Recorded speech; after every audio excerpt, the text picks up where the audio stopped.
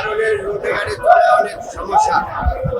আর এই ফুটপাতে দিলে কোনো পুলিশ আসেনি, চিন্তাই হইব না। ফুটপাতের কারণে অনেক কিছু হয়, মানুষ চলতে পারে না, গাড়ি চলতে পারে না, পুরো রোড দখল করে রাখছে ফুটপাতে।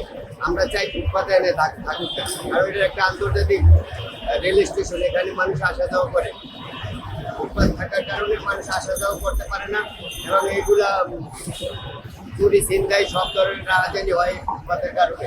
ওগুলো উঠাই দেওয়া সবচেয়ে ভালো, রোড পরিষ্কার থাকবে, মানুষ যাতায়াতভাবে চলতে পারবে, এটাই আমরা চাই।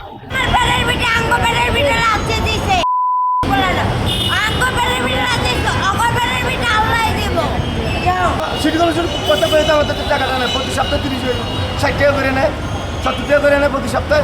আইয়া হ্যাঁ, ময়লার বিল দেয় কোথায়? আমাদের ময়লার বিলটা নেই, ময়লার বিল দেয় কোথায়?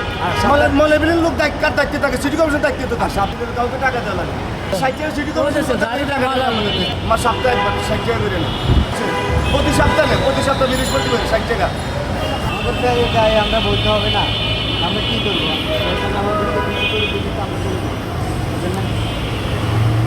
আমরা তো এখানে কোনো বিশৃঙ্খলা সৃষ্টি করি না।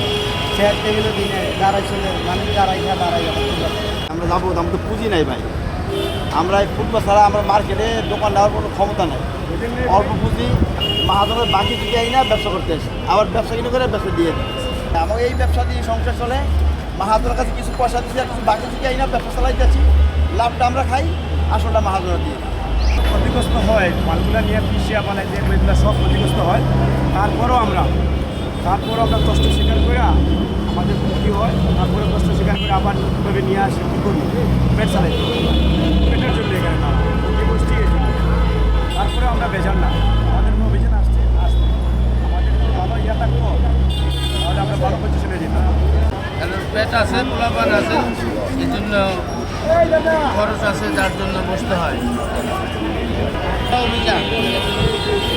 অভিযানটা খুব করাই হয়, এটা একদম ভালো অভিযান। এরকম অভিযান হয় নাই আগে।